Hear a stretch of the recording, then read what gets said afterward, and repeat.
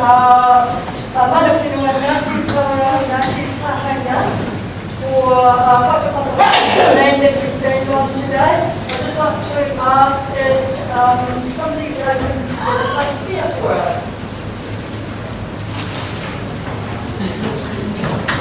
Kia ora tātou, whiti tēnei kia koutou, hare mai ki kōrero, whiti kōrero ki hoki tēnei whakako tātou ki rā. Tu wātia tēnei huarahi, te karakia, tau te koro ai o tātou mo te karani, tau te koro ai. Nō reira, piki mai kake mai, o mai te wairua kia au e tuana pōta pia nei ki te pō. O ngā wai rā, ki rau ai, o paki tuana ngā tai ki te reina, ka hō, ka ao, ka o te. Turi e whakamau ana kia tīna. Tīna. Hui e. Kia ora. Look, I'd just like to say thank you very much for firstly the residents and ratepayers for actually helping Waikato District Council for facilitating this meeting today. I'd also like to give acknowledgement to the Super Life Saving Club and Office and one of our partners that are here in preparation of providing information for you today. Just for those of you who don't know me, my name is Carolyn here. I am the Port Councillor of Waikato District, the Deputy Mayor also of Australia. Now, I'm quite back to Rising Waikato, Monday, and currently living in this place called the Phoebe Valley, south of Nairobi. Today I just want to note that we are recording down the back here because I'm conscious that there are many people that would like to be able to share this information that may not be able to be here. So the information that is being recorded will go out in a public domain in the next couple of days. Look, we have a bit of a process today to run by, but look, I will just do an introduction to our invited guests. Firstly, we sent out numerous invitations to many people and we have some apologies. So I'll just note some apologies on today. We had an apology from Minister Simon Watt. We have an apology from the Te Pāti Māori MP, Waikato Paraki, Hana Wāwhi. We have an apology from Minister Casey Costello, and we have an apology from Waikato Regional Council councillors Tupa Mahuta and Noel Smith. But I would just like to give acknowledgement to those guests that we do have here today, the Honorary MP Andrew Bailey, the Port Waikato Directorate. We have Mayor Jackie Church, Waikato District Council. We have Chair Pamela Story, and we have Community Board members, Chair Bruce Cameron, and we have the Northern Representative Community Board, Leah Fry, and we also have Topo or Councillor Candy Nātaki. So thank you everybody, and we also have sitting at the front here, Michael Cormack, as Chair of Residents and Ratepayers for Port Waikato, who is familiar to you, no doubt. And Rauli, as well as our wonderful guests. Thank you very much. Look, I'm just going to give it a run through about how today is going to flow. So first off, we actually have a presentation from Jim Dahm, who is a coastal dance expert that is going to present to you some information in respect of the historical and the future cycles of coastal erosion up here at Waikato. So following that, there will be an opportunity for some questions and answers. And then we have some friends here from our Waikato and Regional Council, Regional and District Council, that will be able to answer questions in respect of particular matters. I'll introduce those staff and I'll identify where the ports are after we've heard from Jim's presentation. So without further ado, I will hand over to Jim for a presentation to share with you some of the information in respect of Port Waikato.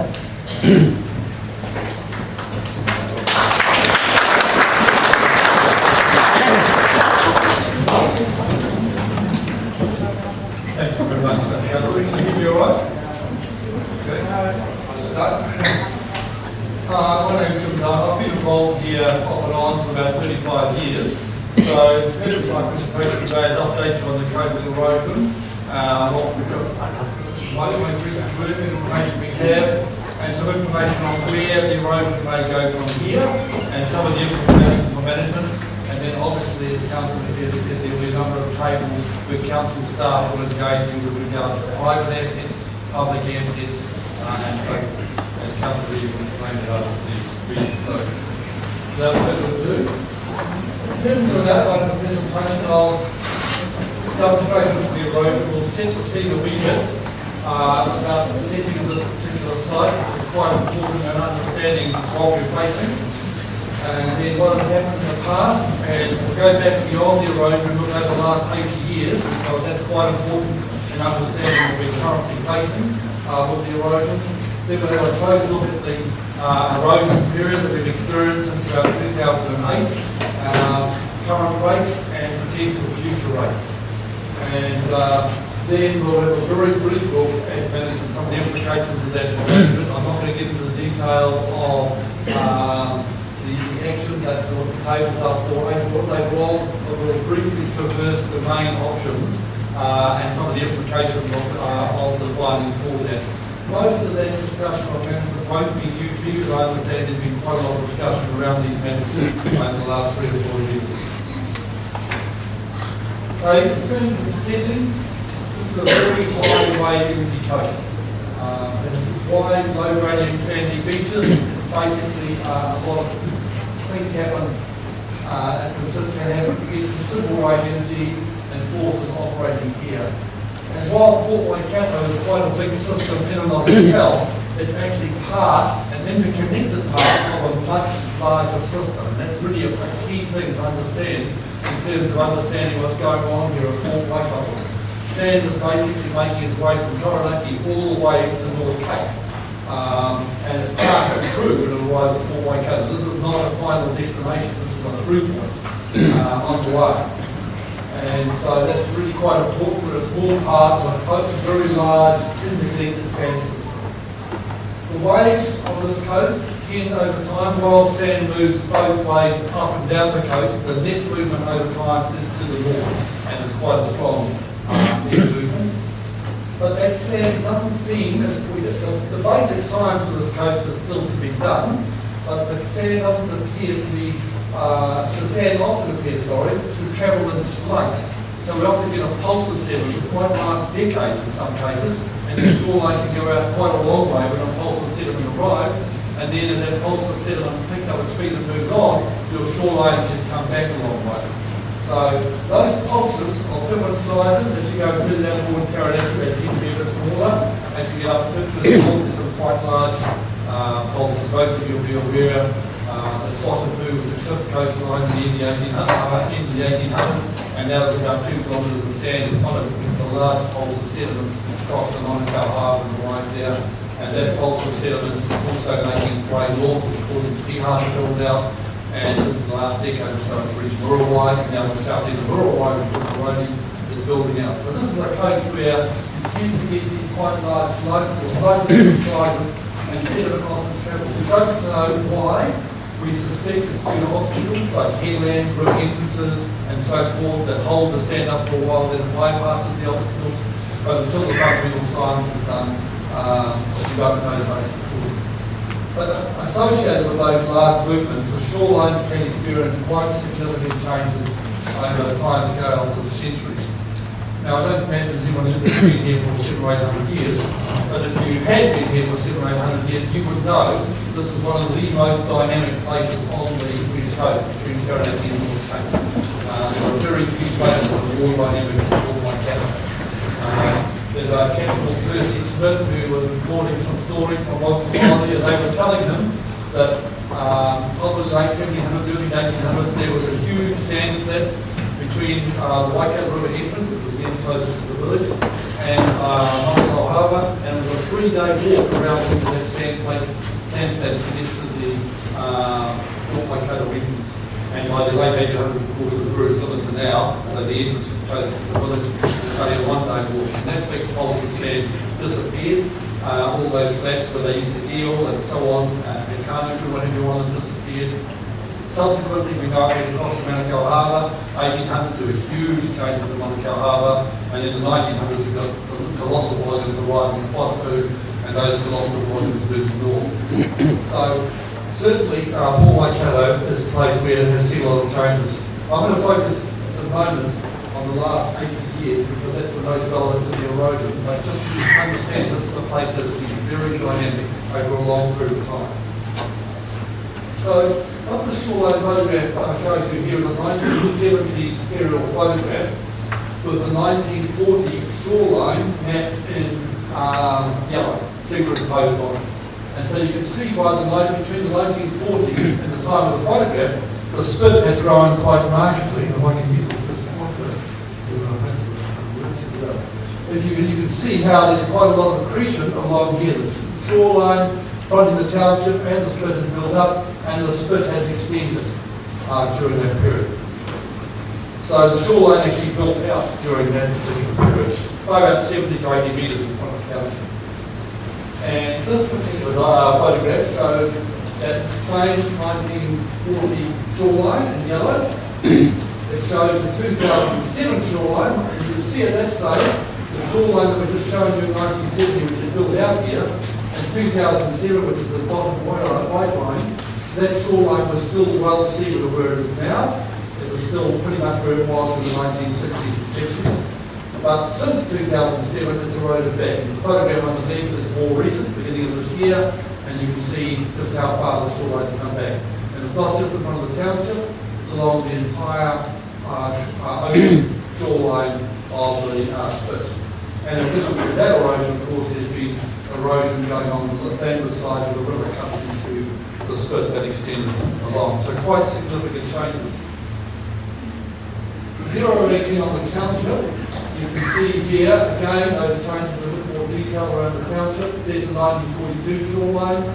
It built out in the 1970s. It was still way out here in 2007, and subsequently it's gone back. Early 2004, that back line wasn't quite back to 1942. With the recent erosion, which I'll show you in the next photograph, it's now very close to that 1942 shoreline at present. So, the shoreline from the car park now. So, what that looked like over time, I hope you can see that I've tried to put a line there to connect them. Basically,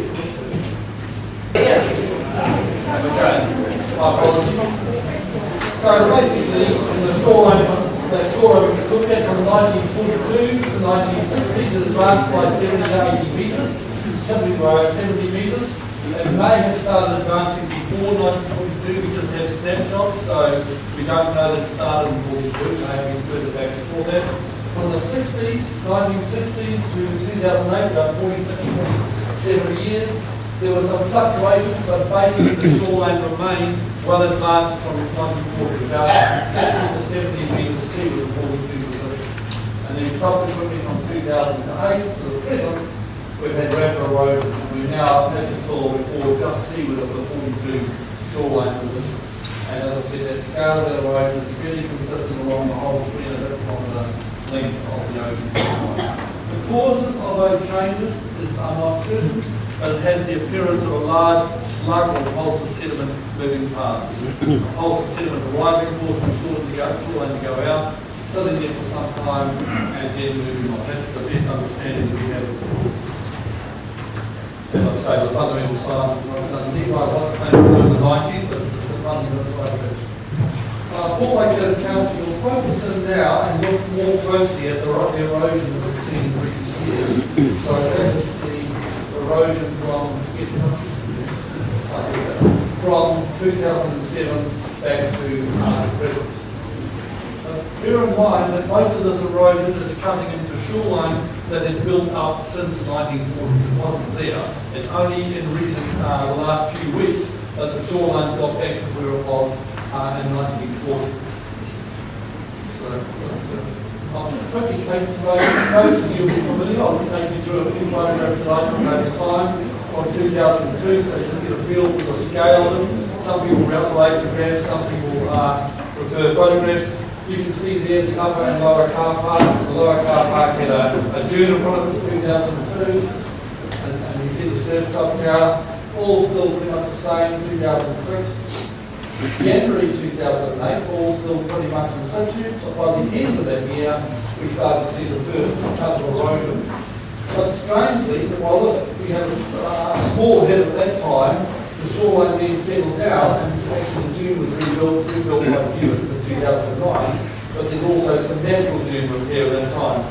So it sort of rebuilt a little bit in 2011, and it's after then it's really taken off. So before I go to the next photograph, fix your eyes. Sorry, I can't use this pointer there. Fix your eyes on this part here, because that disappears in the next slide. Okay, and then May 2013, and then 2014, pretty much the same. What's the lower part of the right car park and the place with the median item there with the tires, and that disappeared by this. So that is on by 2019, and of course now we're right back into that other car park. So it's quite significant erosion. When you look at the erosion change over time, this is quite interesting as well, and for reasons I'll explain later. You can see it's really stable out here, and then minor blip of erosion in 2008, shoreline went back out again. Then all of a sudden we had an erosion phase where it went back about 25 metres in a couple of years. Then you can see a quiet period of a couple of years where the shoreline hardly changed at all. Then another erosion phase, and coincidentally very close to 20-25 metres of erosion again. Then another quiet phase in here, and since then we've had another 20 to 25 metres of erosion. So we seem to have these phases or pulses of erosion, followed by quiet periods, and then another period of erosion. However, when you basically plot it out on the graph and fit linear line to it, you can see despite those pulses, phases of erosion, the quiet period, phases of erosion, quiet period, despite that changing nature, basically the average rate of erosion has remained, the time average rate of erosion has remained fairly consistent. That's about 4 metres per year over that period, which is a very fast rate of coastal erosion for net coastal erosion for a standing shoreline. That's very rapid erosion. And it's remained relatively consistent over the whole period until recently, despite those ups and downs. And so, for reasons I'll explain shortly, we think that if you're projecting to the future, that's probably something you can use as a worst case. But you can only use it if you're looking at periods for beyond 5 years. Because remember, the erosion occurs in pulses, so you can get more than 5 metres in 1 year. But over 5 years, you're not likely to get much more than 20 metres. So looking at 5 years or more, work on 4 metres a year. If you're working on less, work on, you have to monitor it and be aware whether you're in an erosion phase or whether you're in a quiet phase between the erosion. However, as I say, that's probably the worst case for the future, because you can also, if you look at the data, that's a very good fit, by the way, for those of you who are familiar with statistics at the R-squared value of 0.96, one is almost a perfect fit, so it's a very good fit with the data. But also, however, it does, and this tells a completely different story. This fit, which is an exponential fit, basically suggests the erosion might be decreasing, which is better news than the last graph, because the last graph said it's basically going into the future at 4 metres per year. This graph says, well, that might be wrong, it might actually be decreasing over time. But even with this graph, which is also a good fit design, you see the R-squared value very similar. So both of them are feasible scenarios, both of them are plausible projections. We don't make predictions in science, we have data that are crystal ball, and we can project historic data into the future, which we're doing. And so that this, if you put trends to the erosion, you can get a good fit with this one, which is a decrease. You can get a good fit for the linear, which suggests it might be going much the same. But even if it's decreasing, which would be the good news option, this curve, if you extrapolate it into the future, suggests we could still easily have 18 to 20 metres erosion by 2050. So it's a lot less than the 4 metres per year, but it would still be significant. Now, I'll just go to the next graph, which has got both lines on together. Slides, this is the data. These are just base 15 line for protections. They're not protections, they're protections. So we have data, we have jurisdiction. So these are projections. Either of these projections, this is probably the worst case, or longer term. This is probably the most likely best case. We can't rule out that there's something lesser that it suddenly comes roaring to a stop. We can't rule that out. But all we can say at this point in time is there's no evidence that that's going to occur. So, because we don't understand the fundamental drivers, we can't rule it out. But in the data, this really suggests these are the best we can for the moment. We can hope for the best, but we really need to plan for the scenario. The chances of something much worse are pretty slim. Because erosion like this tends over time to decrease. So I'd be very surprised that it showed a significant increase on the historic erosion. But at this point in time, the data gives us two possible scenarios for the future, or predictions for the future. Probably a best case, a worst case, based on present knowledge, that we can use for planning your adaptive management strategy. So, summary. We've had rapid erosion about 17 metres since 2008, and that's been a similar scale right along the ocean shore under the slip. The erosion has occurred in phases, and when you get quite significant retreat, you can get 25 metres in a couple of years, so that's quite significant, and then with quiet periods in between. And the average rate of erosion is still high, so it may be decreasing. One of the scenarios, as I've said, is that it's decreasing. Future predictions. They're projections, not predictions. They're based on extrapolating past trends. We can't help the business of predictions. But most likely is that the erosion will continue at the same rate, at the same time average rate that it has for the last 15 to 17 years, about 4 metres per year. But it will probably occur in phases of erosion where you get more than that in quiet phases. The best likely case suggests that the erosion is decreasing over time, but even with that best likely case, we could be looking at 15 to 20 metres more erosion by 2050. So it's not good news. We are still finalising these predictions in figures like graphs. We're trying to find some more photos, more data points there. The better fit we can decide which of those two lines might be the more accurate. If we can't sort that out with more data, then the monitoring over the next 3 to 5 years should tell us which one of those lines is more accurate. Because if you look at those lines again, you can see that starting getting shorelines at the bottom here, you're going to be thinking it's going that line. Starting data dropping in here, it's going to be pretty obvious that it's probably going in the other line. Now the top has been a very steep erosion today, and so it's very hard to pick from the data between those two scenarios. One question before we move on from erosion. Currently, some folk have been concerned that if the erosion continues, it will eliminate the high dune in front of the township, and that you might get quite serious wave flooding in the township. Categorically, no, that won't occur, and it won't occur for a number of reasons. First of all, experience of serious erosion in other sites, and I'll show you a couple of slides shortly, indicates that the high dune is likely to come back with the eroding shoreline. And I'll show you an example, unless humans prevent from doing so. And second, if it doesn't come back to the shoreline, it's very easy to form a tube of machinery to make sure that you're protected from the township itself, is protected from coastal flooding. So the erosion is the issue, not the coastal flooding. But when you're planning, the only but around this is when you're planning for the medium long-term future, if the erosion does go right through the high dune and starts to get adjacent to the low dune, you also have to allow not just for what erosion might occur, but also for enough space to build a protective dune for the township behind that shoreline. That's the only bit I've got. And here's an example from Littlewide. Littlewide was actively eroding until about 2010, 2011, from about 1950. We had quite serious erosion there. They had what they called the northern car parks, and they were temporary car parks, so they just had base built down, and as the shoreline got back to the car park, they abandoned it and moved it down.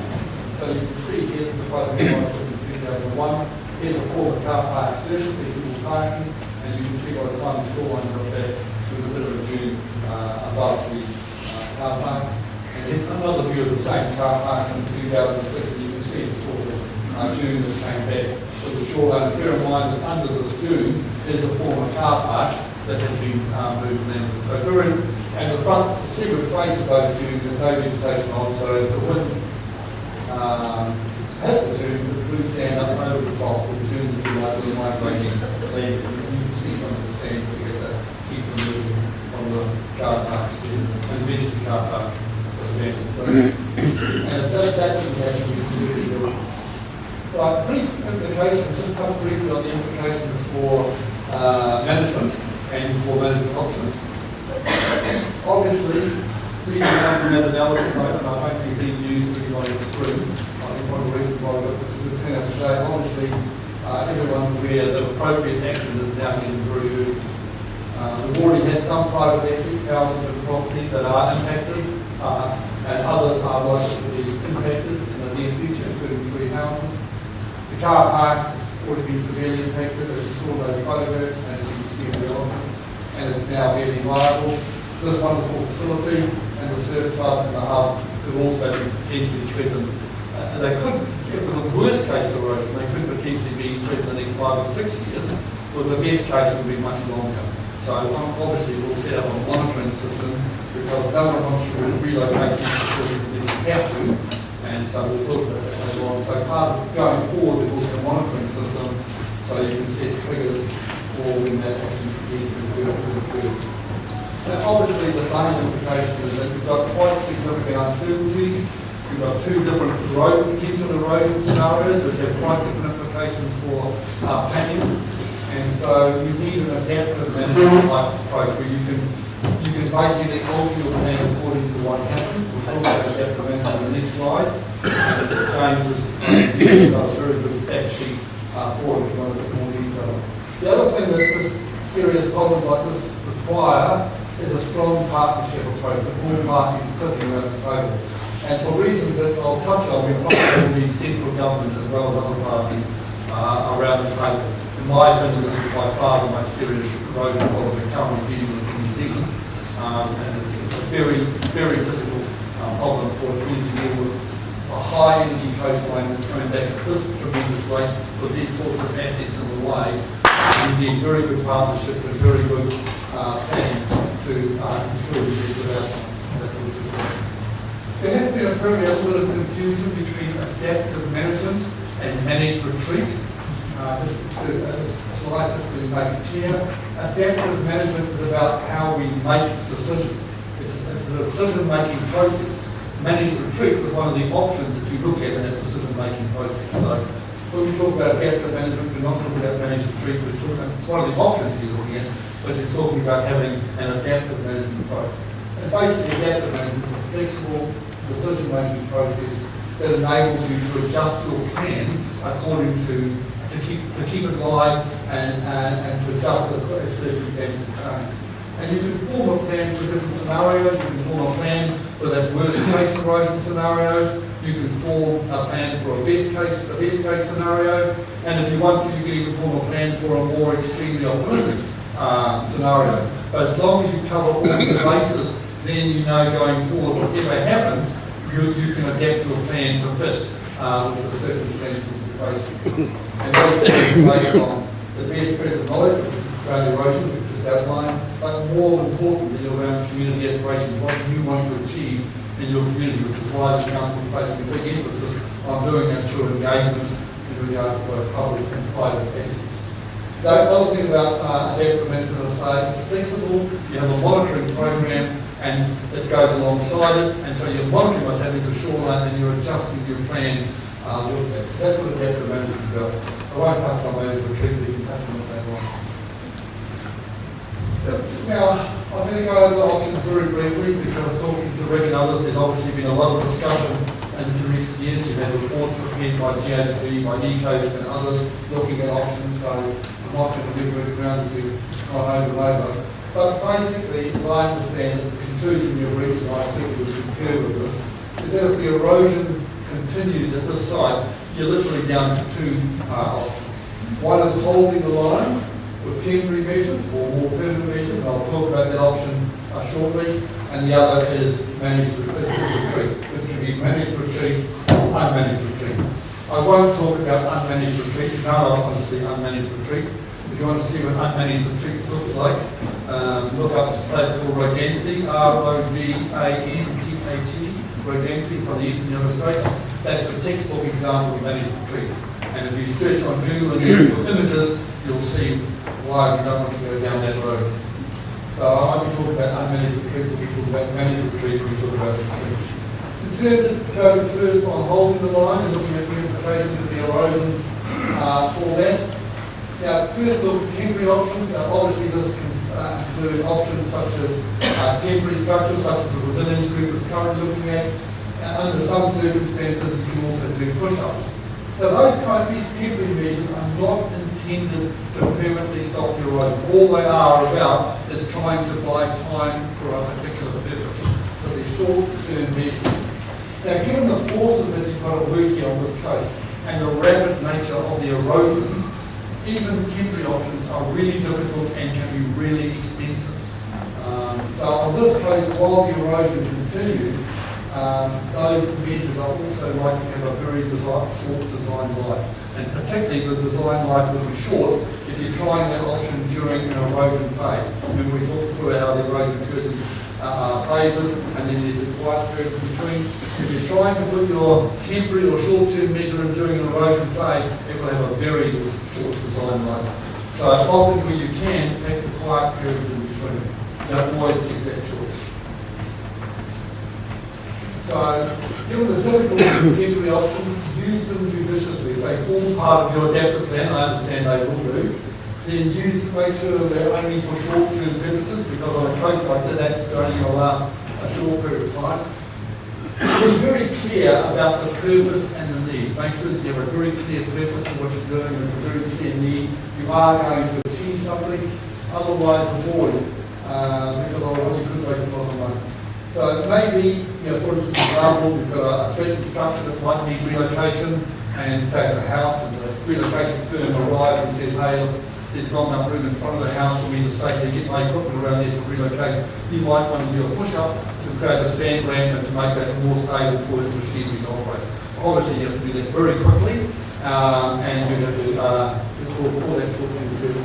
So particularly conditions, it will be easier and cheaper and last longer if you do these temporary measures in quiet conditions. And if you must do such work during an erosion phase, try to pick a period in a suitable way and try to conditions and forecast and relatively calm conditions, relatively small times. So if you have to do some push up on a short-term measure, it's likely to last all the purposes and work quickly to achieve purposes, because the chances are your short-term option may not be there very long if you're unlucky.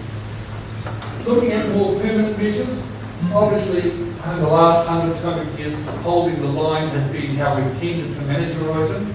For a whole bunch of reasons that I won't go into, we're well and truly moving away from that. But that's how most people are used to managing erosion.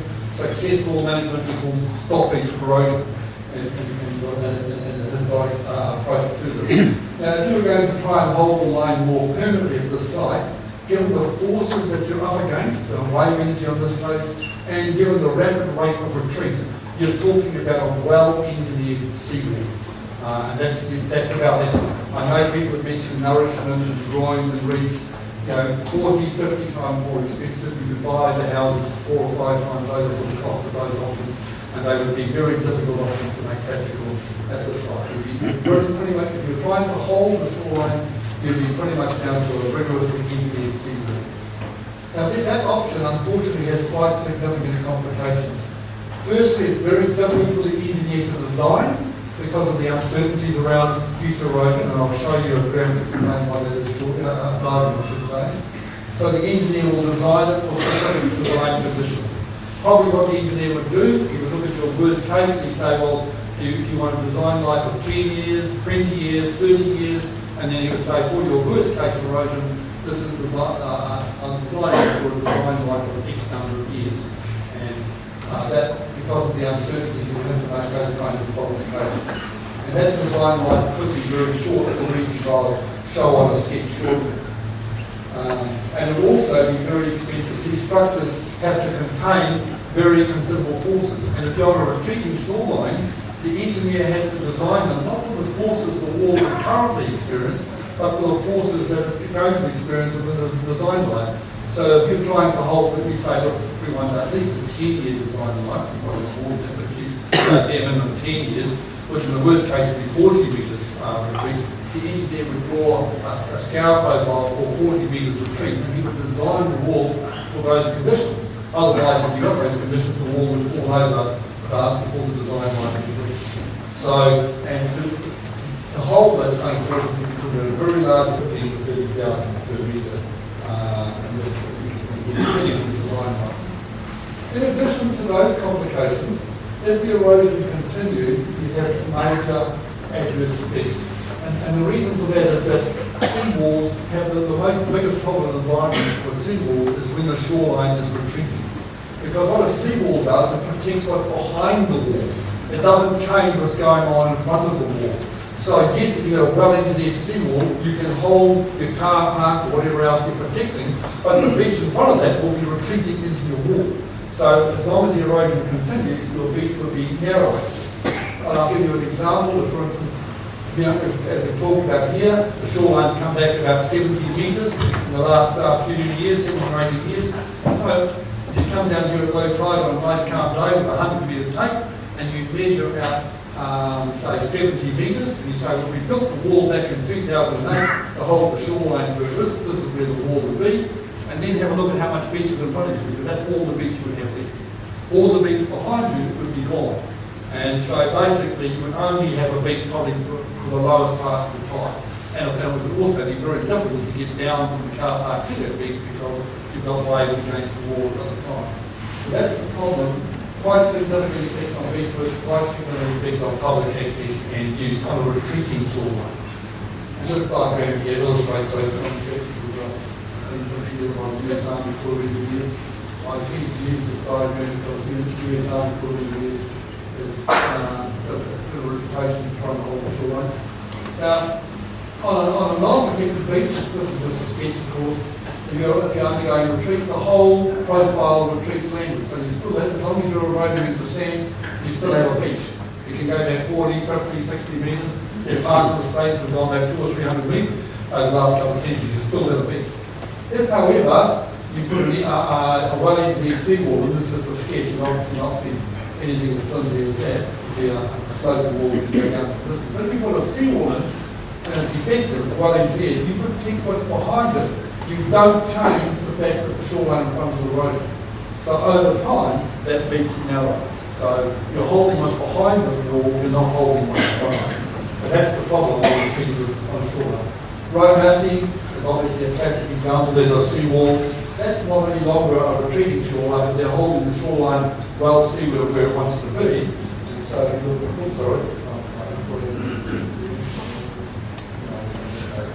if you go to the same stage of tide, if you go down to QET Park right next door, the same tide as the waves are going to the shoreline, you've still got a big wave at the beach at QET Park. Whereas this particular location, you've only got a beach for a short period of time. And obviously that's the period, as the shoreline continues to retreat, that period will be retreating. The design problems is this one. This is just a sketch showing a typical 140 gradient, dual gradient theory will be just a sketch. So here might be your present shoreline in blue for the tip bank, and you decide to hold it, so you put a well-engineered seawall in.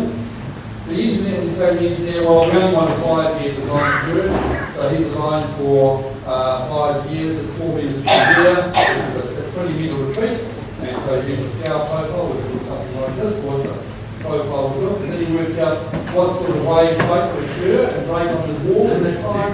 He'd pick his rock size, he'd work out how deep it's going to place the scour, and make sure the wall goes down far enough that it could be undermined, and he looked at how big the waves are that are going to be breaking on it. They've got very good formula now after Eurotop and what have you, to work out how far the waves would run up the wall, and then he would design to and it's not a simple process. The rock manual is about that thick. People think designing rock walls is a simple process, and I had done through my copy rock manual the other day. I couldn't see applications anywhere near as complex as this. So this is quite a complex thing, even for a skilled engineer. I most certainly not. But that's a sketch which illustrates some of the issues they would face, even for a relatively minor design line.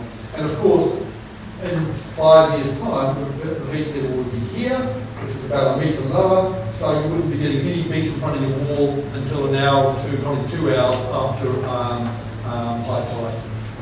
So the other thing that we do in the middle line is when you get that situation, waves and break against the wall, it's also very difficult to maintain beach access flow. And for Southern Carpa, they have really to do that until we do Okay, so that's all I want to say about that option. Managed retreat. So the erosion has quite significant, a retreating shoreline, or a high energy retreating shoreline, is quite inhibiting for a rock solution. For the managed retreat, obviously they involve relocation of assets away from vulnerable areas. It's not a popular option. I remember a councillor telling me in the 1990s, I used to work for a regional council for a while, and we were joking with the guys, Jim, if you're ever going to manage retreat as a public meeting, make sure you've got a helicopter outside of the motor room. It's not a popular option, a very difficult option. People like things the way they are. You don't want the cost and the difficulty of changing. It's a very challenging option. It involves a lot of options we're very experienced in. So usually it involves a trigger for implementation, so the relocation only occurs if it is totally necessary. It is very clever and fixing triggers, particularly when you've got a road that occurs in phases and you get quite a lot of restrictions. So you've got to be very wise and particularly you can't put very ahead of the standing options. But even though the option is very difficult and not very popular, in the right settings it can be effective, and it's quite commonly being used now, and it's likely to be very widely used long term in climate change for a whole bunch of reasons. The difficulty for us is that it raises all kinds of complications, particularly for private property around compensation, property rights, buyouts, land exchanges, and then we've been pushing central governments for years to get onto this and basically talk about it. They put out this sort of very general sort of talking documents, but just give us no particular guidelines. So I think we'll be putting the acid on them. We know that they've done some quite good work around the Christchurch earthquake, figuring out where they need to move away from and where they don't, where they need to run, where they don't. We know that the flooding in Hawke's Bay, they've done a lot of work about where they do buyouts and where they let people carry on occupying and so forth. And we're probably, as part of this job, pushing them quite hard to give us some guidelines for coastal erosion. Because coastal erosion, we just don't get good guidelines as to what happens. And I'll talk a little bit about that when we get on to that a bit later. But there's different considerations and complications with this option for both public and private assets. You've been through these issues, I'm just going to summarise them. Obviously, in terms of public assets, there's a very strong preference in this community for public assets to stay where they are. They're more practical, that's what I've been told. They're more practical. The surf club knows this area, they can surf it safely. If they have to move to another location, obviously it becomes a lot more difficult to work out what's going on the routes and keeping the public safe. You've got your assets as one of the facilities already here. So you don't want to be moving these things unless you actually can. However, that's becoming increasingly difficult. Car parks already are small, and if the erosion continues for over the last 70 years, which of course is the worst case scenario, other assets could easily move within the next 5 years. Obviously, the better case scenario, it might be much longer. If the market erosion markets where you slow or stop, it might be practicable to stay, but as I say, there's no evidence we're going to see a miraculous stopping anytime soon. I'm not saying it's not going to happen, I'm just saying there's no evidence. Nature's not saying there's any information that's wrong. So capital management plan is fairly required. You need to consider worst likely as well as best likely scenarios. Council will be engaging with you on that. Please put a table over here. Also for public assets, and you can vote that later on. And the good thing is that at this site there are viable options for public assets if needed. These things have been covered in the previous report. So I have discussed them with you, so I'm not going to go over them, but obviously Council will be talking to you in detail about the preference would be. And so if you need to go, the preferred relocation needs to go, the preferred relocation sites are identified, you know where you're going to, the quite various sort of answers. You have appropriate triggers for relocation to make sure it can be done effectively, and that needs to allow for practical flexibility so the rest of the move to the high. And also needs to allow for people erosion, including those policy states, so not be before. And any funding, development funding, consenting, etc. need to be thought through. So you have a plan for best case and worst case. If you want to you have a plan for an extremely optimistic case, but you just need to plan for worst as well as best case scenarios. In terms of, and Glenn will be managing over here behind us, with the hand up, Glenn's managing that process, and you've got a table there to discuss, and you'll be engaging going forward on those. You'll be engaging with them. Excuse me, can you give the mic up? Oh, sorry, can you hear me? In terms of private assets, managed retreats are a very difficult option, particularly because we don't have good guidelines around what's involved in compensation, buyouts, land exchanges, those kinds of things which might mitigate the impact for private landowners. And that's something we're going to be pushing very hard to get better guidance on. One positive, it's a positive but still a difficulty, most of the sections are deep sections, so a lot of them do have space for retreat, so it provides an option while there's still space. But even with that, there's significant complications in place for landowners. Obviously the relocation costs. Some buildings are difficult to relocate, some buildings are not possible to relocate, they may even need to be replaced, which will increase the cost. There's disruption and rearrangement of services, sewerage, water, electricity, those kinds of things, landscaping, driveways. It's quite a big deal for a landowner to face. And there, in some cases there are consenting requirements, I'll talk more about those on the next slide, and there are often other significant issues for some owners. So it's a really difficult option, and understand that the owners are reluctant to relocate until it's necessary. And of course there are longer term uncertainties, particularly as you get to some of the more southern properties. The question is, will relocation solve the problem or just delay it? If the erosion keeps going, it might well be that some of those properties will become incapable of reasonable use. And what happens then? That's why early in the process we'll be pushing central government for some guidelines on this, saying, look, can we look at land exchanges? What sort of compensation? What sort of buyouts are possible? What sort of things can we do that can mitigate the impact on this project?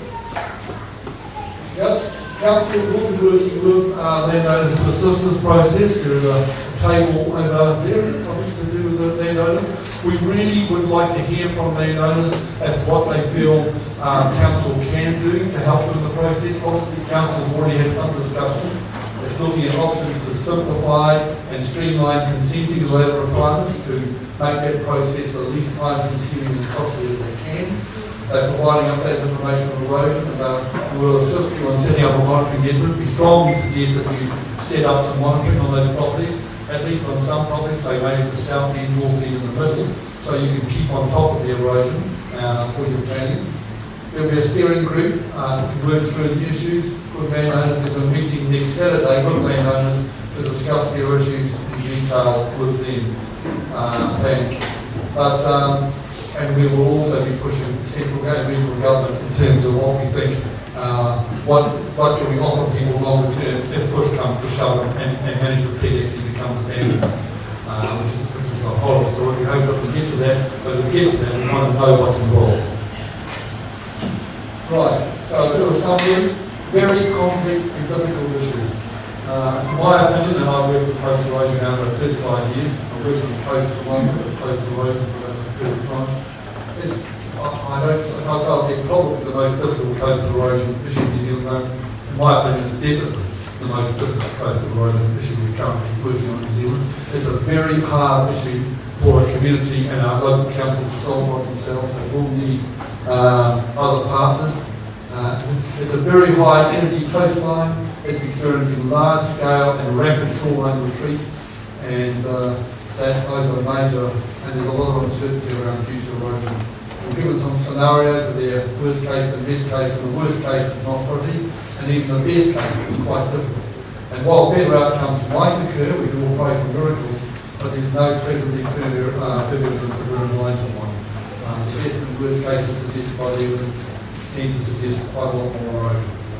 If the erosion continues, it poses significant risk to both public and private assets, as we've outlined, and some assets have already been affected.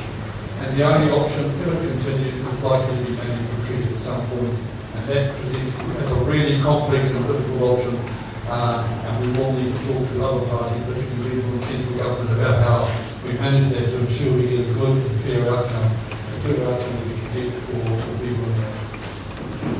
So, and of course, as I mentioned, the uncertainties around this mean that an adaptive management approach and partnerships are absolutely critical, and the council's not only applying adaptive management to this site, it's looking at that approach right over its entire district. So, thanks very much for that. Thanks for coming up.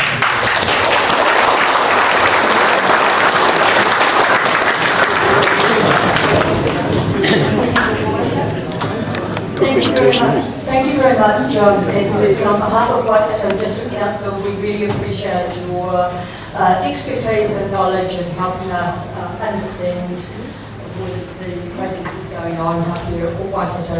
Look, I think I'm going to take out a couple of key points for me in respect of that, and I think something that's been picked up by the wider group as far as this is a partnership approach. It has to be a partnership approach, and as far as we need our community, we need our iwi partners, we need not only Waikato District Regional Council, and we need central government along on this journey as well. So I really do stress that.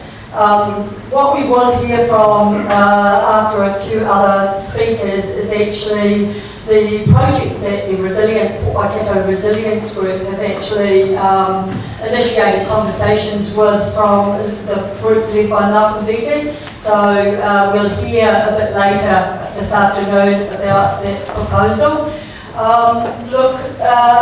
Another issue that you raised actually, Jim, is the conversation that will be had in the future respect of that relocation of assets, public assets. I just want to suggest that that's not a conversation for today. I think it is. There's a lot of information to absorb here, and we're going to open the floor up shortly to questions and answers in respect of the factual detail that Jim has presented to you today. But what we have around here is also the staff to answer more direct questions that pertain to probably your own areas of interest or your own individual issues. So shall go to the floor to see if there's any questions that people may have, as I say, on that detail that Jim has presented. Yes? The Nirawai car park, like that group, right? Where did the sand come from? Off the beach. Yeah. So wind-blown sand off the beach. And the two didn't actually grow along the bottom. It was actually just it's like the whole landfall migrated landward because it had a sloping seaway which had no plant, seaward face which had no plants on it. So sand would blow up there and migrate on landward side. So it's almost like the dune would migrate to landward. But if it didn't occur, you could easily build it.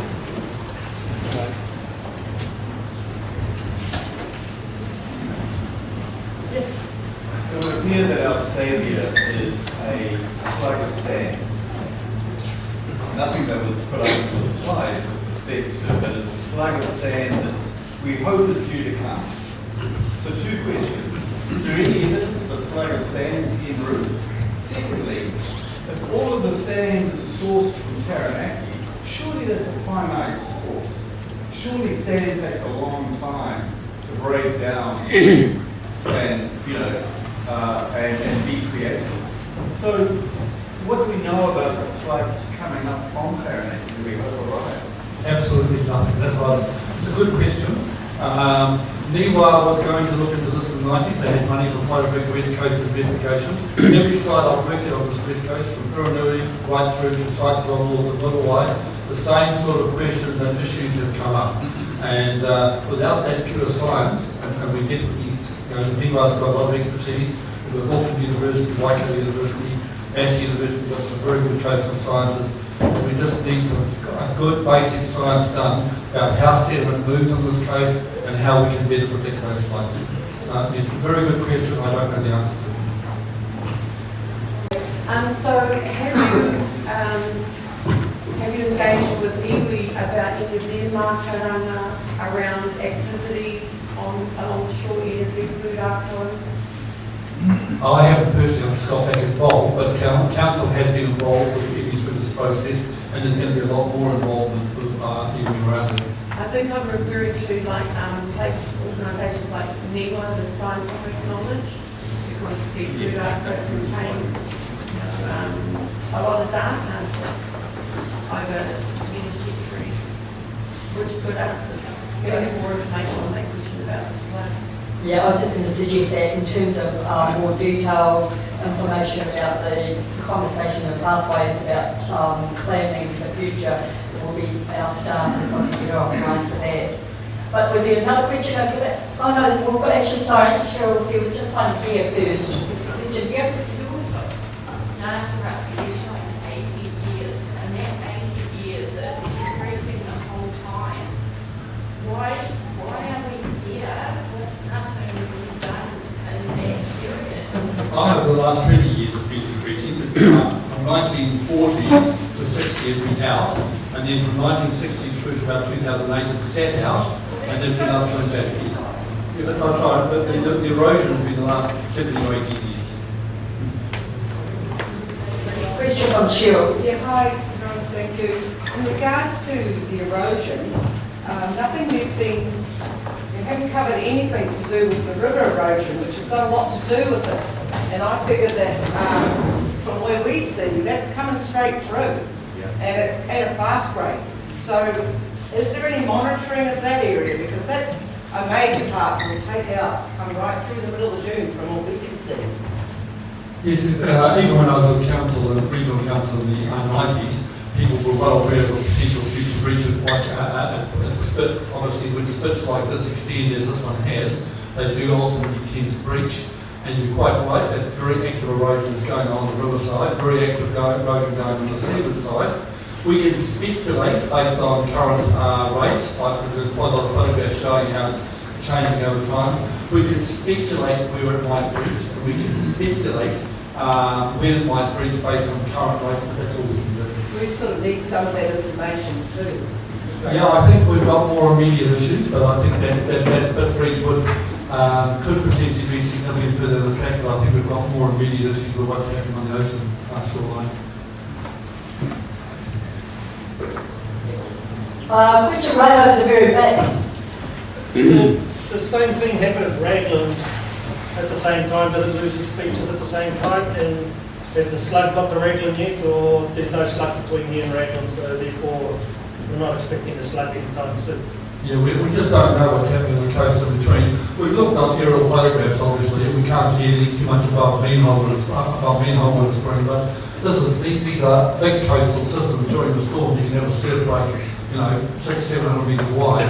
So there might be a lot of things happening further out. As I say, we just need the fundamental science done on how these slugs move along the coast, how we can better protect them, those kinds of things. All we've got at the moment is we've worked at a whole lot of individual sites where we're seeing much the same thing, pulses of accretion, pulses of erosion, or else where erosion phase is occurring in pulses. So we're just really reading the tea leaves at the moment, and we need that fundamental science before we can answer questions about when a next slug might arrive, how big it could be, etc. We just can't answer those questions. So Raglan's not got a slug happening? We just don't know. We've seen inside the harbour at Raglan, there's been some, because they've got what they call a flood tide delta, so the coast moves up, sand moves up the coast, it goes around into the harbour, onto that flood tide delta, out again, and then before it goes north. So there's been some quite large scale changes inside Raglan Harbour in the last 100 years, probably associated with slugs moving through. But again, in terms of what's happening between Raglan and here, we haven't got a clue. It's probably happening offshore, and as I say, the understanding of these slugs is breeding tea leaves, it's wet finger of the air. Until the fundamental science is done, we get the academics in here spending some big money and big time. We just won't be able to answer these quite reasonable questions that you guys are asking about.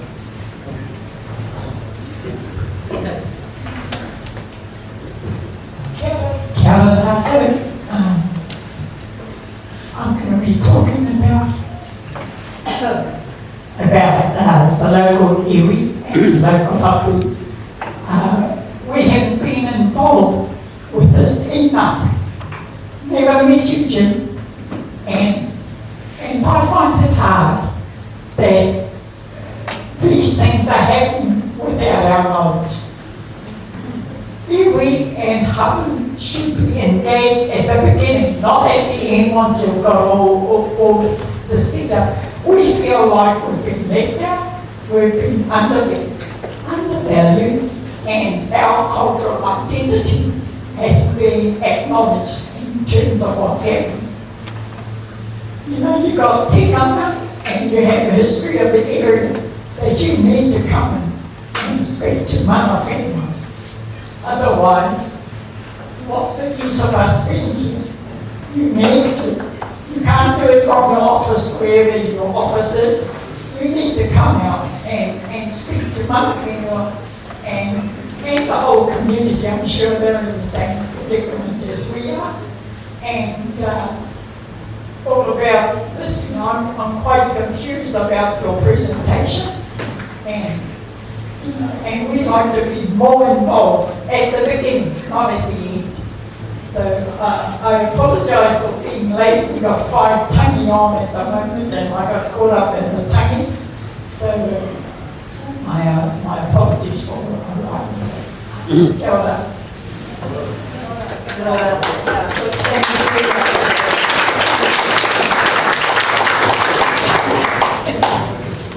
And we absolutely support your comment. Without a doubt, we need to strengthen our relationship and our communication and engagement with local iwi hapu and also the wider community as well. So we will forge ahead with those relationships, and certainly this is not the last of the conversations today.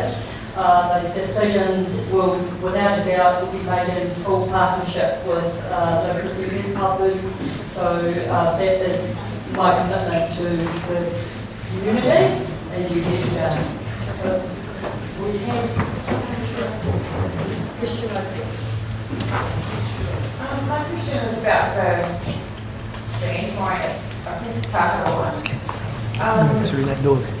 Could they be mining away the slug that's supposed to be coming here? Like, why is all that sand here? Why are they taking it all away? I think my understanding of Taharoa is they're mining the dunes behind the shoreline. They're not actually mining the active beach, so they're mining sand that has accumulated in the embayment behind. So it was probably a slug there right there at some point. Could have been going to move forward. I don't know whether there's a slug here or not. I don't know much about these slugs. But I don't think the mining of the dunes would be directly impacting the sand supply here, certainly at this point in time, because they're not mining the active beach as far as I know. What would the impact of seabed mining?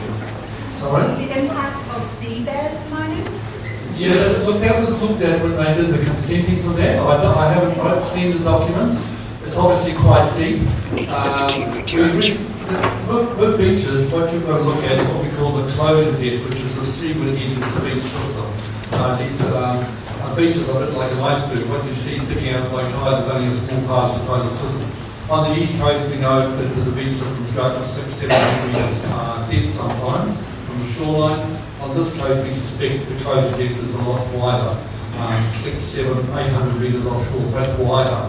But the seabed mining, as I understand it, is occurring at considerable depths and areas that are not actively stirred by waves. But I'm not involved. I haven't read the documents, so I can't be honest. We just had a couple more questions. So a question over there, we'll come back on this side. One was just a comment. In the area between Waikato and Waikato down, there's a lot of coastal farming up in that area. They've lost a lot of pasture to settle in the last 10 years. There's thousands of sand come ashore in that area. I don't know if that's just We've had a lot of problems, as you know, over the last 150, 200 years with wind erosion. There's a lot of dunes have been stabilised, but there's a lot of issues with sand and wind erosion. I'm working on a big project down in Waikato with Waikato Council and Coast Care, where a farm is being invaded by big waves of sand, similar to what you described. Obviously, in the 1800s, we were everywhere, and there was large-scale stabilisation processes by British government agencies in the 20s, 30s, 40s, and they converted a lot of those sands to pasture and to farms. So, yeah. Whether we're involved with that sand north of the coast,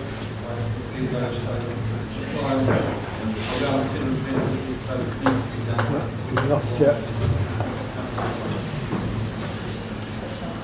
Let's have a couple more questions over here, and I just need to be, just point out that Jim is here with us for the afternoon, so he will be milling about and happy to take some other questions, but we can take a few more from the floor. Question here. I'd like to suggest you bring Malcolm meeting forward now, so if an alternative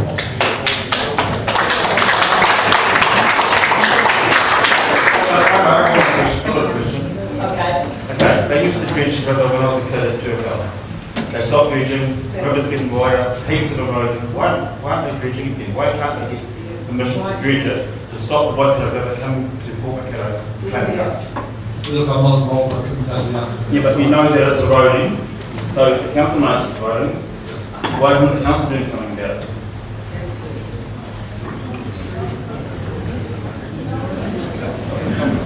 Thank you, John. As I reiterate, Jim is here for the rest of the afternoon, and those other questions, I will do an introduction of the round of the blue.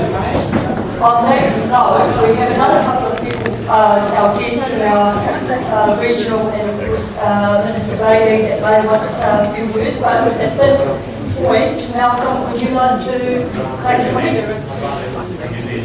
Okay, you will hear from Malcolm, he's a short read. We will just turn it over to Minister Andrew Bailey, who would like to say a few comments at this point.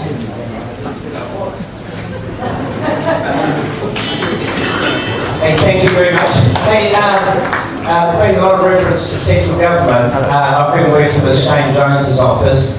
There's a lady who actually works at Kanoa, which is the Regional Investment Fund. And she has specific knowledge of Port Waikato. She's actually been here, seeing what's going on. She has a history of this area. So we're working with her. I've got to say to you that we have a $1.2 billion fund called the Regional Investment Fund, but the little weird bit to it is really it's about resilience. Obviously we've been trying to put money into places like Hawke's Bay, etc., that have been terribly affected by very large cyclones, all that sort of stuff as we were here. Thank you so much, Malcolm. Your passion, your dedication, your commitment and expertise is really valued by the community, council and all other partners, without doubt, acknowledge that. Look, I just, before we just draw to this formal part of the meeting as a closure, what I will do is point out the teams that we have here today that you'll be able to seek further information from.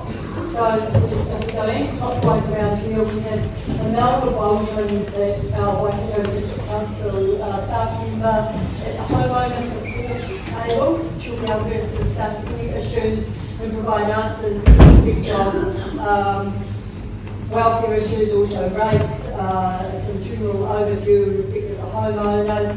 We have around here Regional Council with Everett, and we will also have another story as well over there talking about the processes around coastal erosion and also monitoring of the erosion. And then over here in the back corner over there, we actually do have James Baldwin. Now you'll be aware that there is another meeting here next week in respect of the stormwater project. We were successful with the money from central government to manage the stormwater, you're likely aware. So James will be able to just provide some update as to where we're at in respect to that conversation, with more information to follow next Sunday. And then finally over here we have James. We have James and Jim. Sorry? Okay, James and Jim over here that can answer questions about the adaptive management, and planning questions. So that's the overview of where, and which also Jim Dahm is floating about over in the here. Saturday, apologies, the stormwater is Saturday. Sorry. Sunday, there again. So I would like opening day on Sunday and today. So I'm going to ask to change it. The meeting with stormwater. The stormwater. Yeah. So you said it, sorry, it's Saturday, I got that wrong. Sorry. We had just had a couple of, thank you, do we have a question, Just a Russell? real quick one, I thought it might be interesting. Those in the hall who would think Malcolm's project has value might choose to raise their hands to demonstrate to the council the community spirit.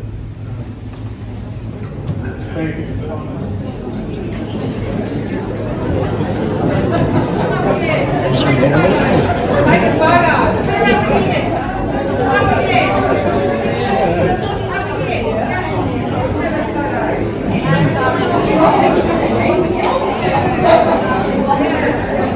There's an overwhelming majority. But what I've been saying, I just go back to Norman's point and reiterate that the decision doesn't actually lie with me, Jackie and I. That is outside of our pay grade. That is obviously a process in respect of that consenting. But what we will do, as Malcolm has alluded to, we will keep you informed of decisions and what that may mean. So that's a conversation for the future. So, yes. No, there is no, but in terms of the speed of, okay, well, we can talk to the staff about timeframes over here, because they've got some detail about how long that will take, and a bit more detail about the process involved. So what you hear of in respect to the fast track legislation currently is it doesn't apply to legal plans. So I'm just going to hand over as a final closing note to Chair Pamela Story and then Mayor Jackie. So when we had our meeting as a community, we got people in our community who have been dealing full on with the lots of times relocation. And then we listened to the information about public retreat. And we just think it's really important that these people get to talk about their experience and have a response from the council with their community behind them. Because if they just go to a booth and they're going to hear the same information and then it's not getting shared with everybody as well. I know it just feels like we're hijacking the meeting, but this is what they asked, what we wanted. I don't want to go to a booth and say, well,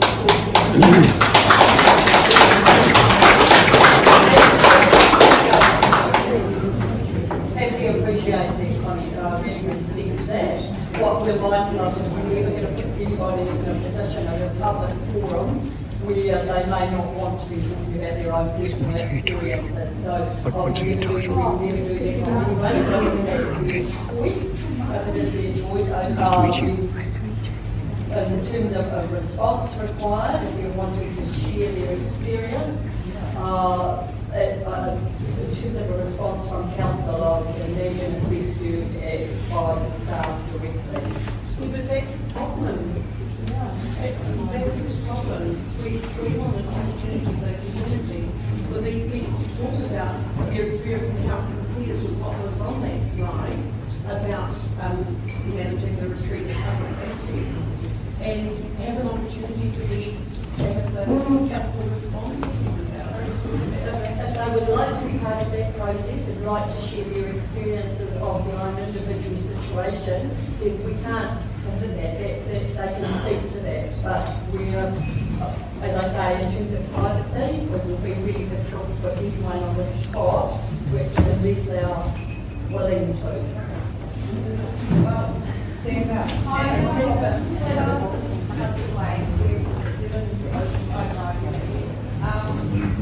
so I guess we've been affected by demolishing two houses. I don't like speaking publicly, but I feel like it's really important to have a voice, and thank you so much for honouring that. And it does feel very disrespectful to be shuffled into little separate booths, because I think it's important that the whole community understands our story, because I don't want it to be someone else's story. I think the hardest part for us was we believed there was a plan, we believed there was a management retreat plan, and we were on board 100% with that. We got a relocatable home quite quickly. It took 6 months for us to get consent for that property. So in my eyes, we've been failed because we have had no support. quite the opposite, in fact. It's been a really hard road with thing after thing after thing of us having to provide the council with these boxes to get consent. There's certainly been no support until just recently. I think Wayne received an email. Unfortunately, we're out of the country next week and there's going to be the meeting, but I said we would love to have some conversations because for years we've been told that there's communication happening with the landowners, and that has never been the case. Right. And so I don't like to do this in public and stand up, but I feel like it's really, really important for us to have a very clear picture about how we've been handled to date. So I have hope that this will change and that my voice will make a difference today, and that we will all actually be heard and addressed and action will be taken. Thank you.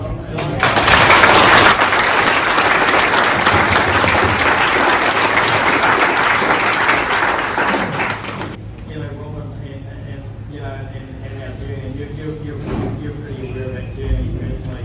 Also, I think it's true, I'd love the community to hear the council's responses to, what they are going to do, particularly private landowners, and everyone wants to hear something. It's not Chinese whispers and me going off and telling all my over there what the council's going to do, and by the time, by the time it gets to that side of the room, it's no different story. I really want to hear what the council, what the plan is to help, private landowners. Whether we can't do it, central government, I don't know, but it's been going on for a long time, we've had meetings for 5 years, and we haven't achieved nothing apart from Look, firstly, thank you very much for your being brave to stand up and actually share that story. Look, I am unable to speak, in all honesty, speak personally to that experience, because clearly it is, every situation for every landowner is different. In respect of the personal situation, my thoughts are that we just need to strengthen the communication without a doubt. If you can tell us how we can do that, we're happy to listen, and we can take on board how we can improve those discussions. So, in respect of your own personal situation, I'm sorry today I'm unable to speak to that. But overall, I can give you a commitment that we will improve communication. I'm just going to, You should be happy. But from a common sense point of view, I would feel that your reply would be, yes, because we've had 5 years of this, that now we have a 3-week turnaround. This is the form of consent that needs to be filled in. Take all those boxes, and 3 weeks you'll have your consent. Surely that is happening. Yes? And you need to be able to reply and say, yes, we have this process in place because it's evident that this is going forward. so the consenting process is described. Obviously, there is A 3-week turnaround, not a 6-month. and as I say, I can't speak to that because often I can speak generally when an application is received. It depends on whether the information is all there in entirety. So the and in 3 weeks you will have this is what I'm saying. You be able to say that this is what this forum is about.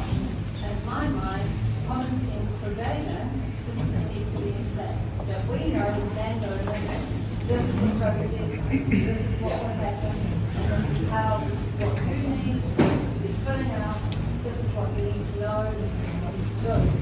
So we can give you certainty of what the process is, what information needs to be included within the application, and we can have transparency around how long it will take for that process to be considered, and then when a decision will be made, and when the decision will get communicated to you.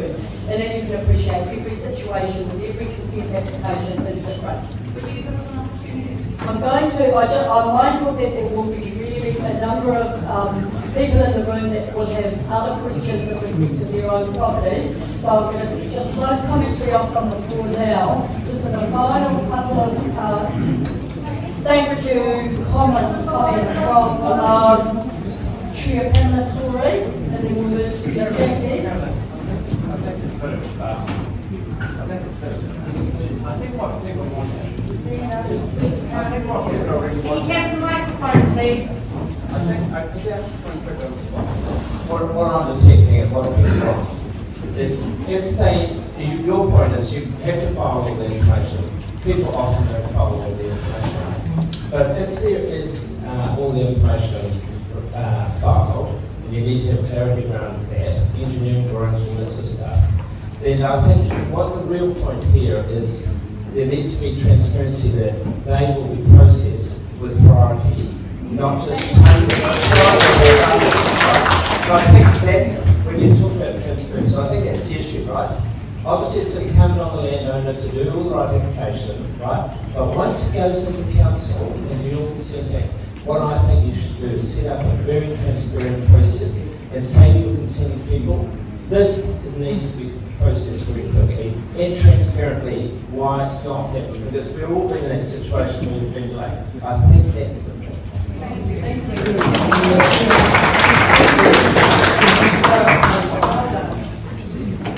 I'll go to now for our final closing comments from Shared Story, and then Jackie, and then we'll finish the formal part of our meeting with a quote here, and then we'll continue really about tonight's question.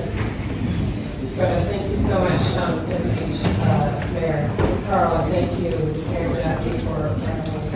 Just acknowledge Whanawa and acknowledge each and every one of you who have taken time out of your weekend to come and share your thoughts, share your concerns, and engage with council. I really want to acknowledge the bravery of sharing your personal story.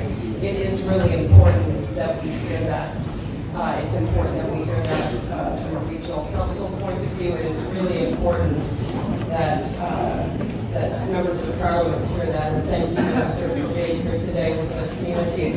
As has been alluded to, this is about partnership. I know the frustration that years and years of meetings take on a community.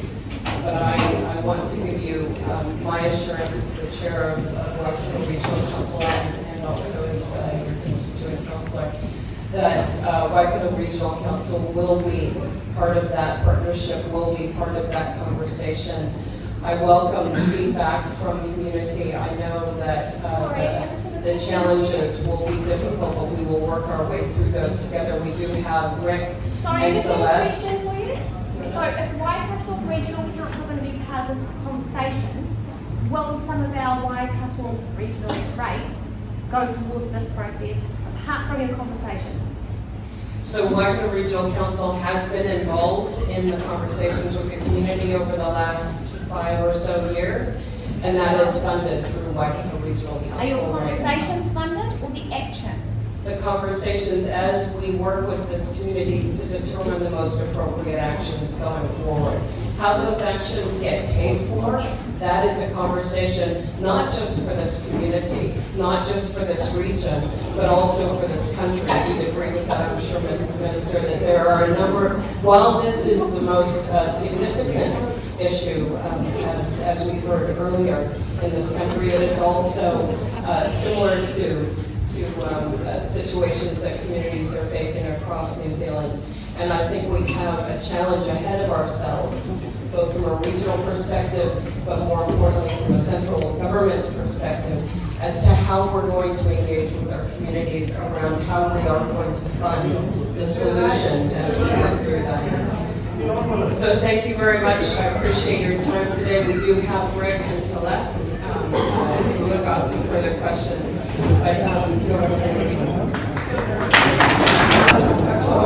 Just a few words before we do our closing here.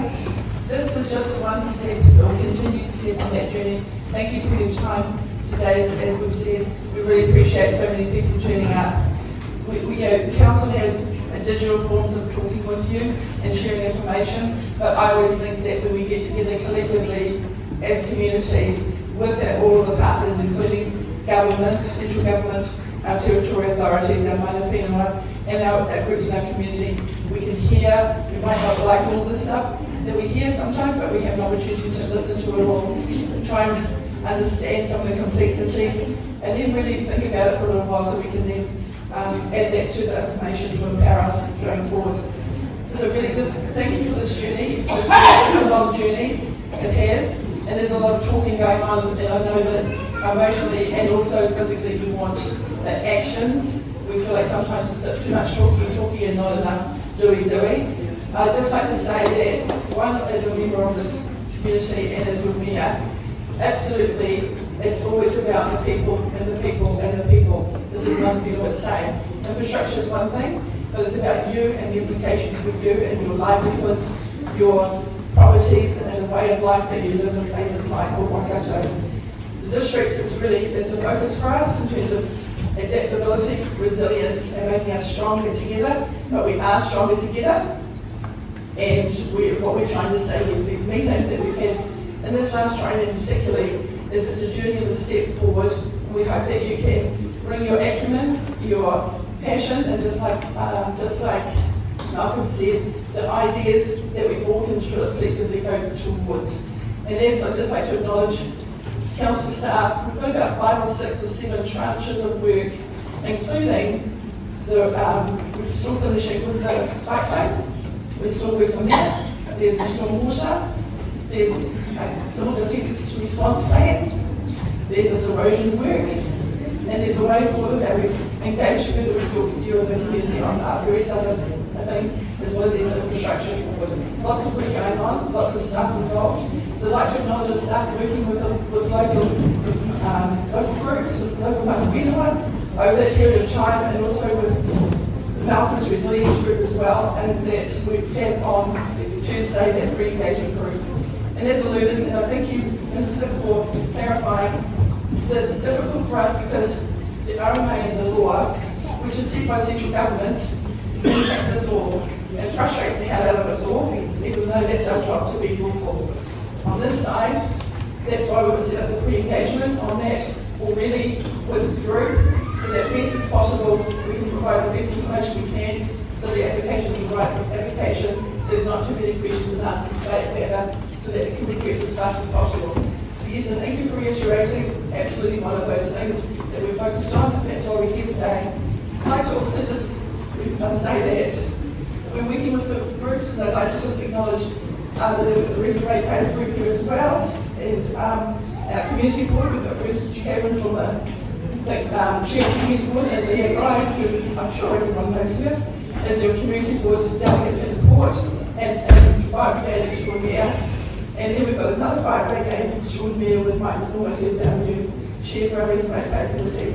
Again, helping with us going forward, showing the leadership of these groups in the board, that we can collectively, with money for anyone, find the ways forward that's best for the solutions for us all as quickly as possible, and take into consideration our hearts, our wairoa, and the logistics that we have to go through. We'd like to set up a schedule over the next 6 months or a year with existing groups, and any ideas that would be appreciated, so we can actually put up with you saying, might be once a month, there's a topic, there's a regional topic, regional council topic, there might be a civil defence topic, what the amazing work that the Resident Ratepayers are saying to do, and then an update from the surf club, and then maybe a bit of erosion, just so we've got an ongoing topic that we can come to or not, record it, you can go watch it from your home. I think that's a good idea as well, just so we can sort of progress the information flow with us and keep us all up to speed. So again, thank you for your time.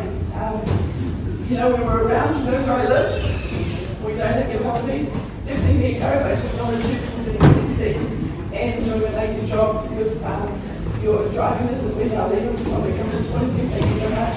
And like just last coaches and the Naira guests, thank you so much to our person coming here. And just also Candy Nātaki. You met Candy Nātaki? Councillor Nātaki is actually the new councillor for my old ward. And she does an amazing job in that area. But she does a lot. She fundraises her benefits around here in Te Awamutu, particularly, and so she's been amazing through resilience and adapting the climate. And so she is also a font of information and support for us here as well. So thank you, Councillor Nātaki, for your ongoing support of the Waikato.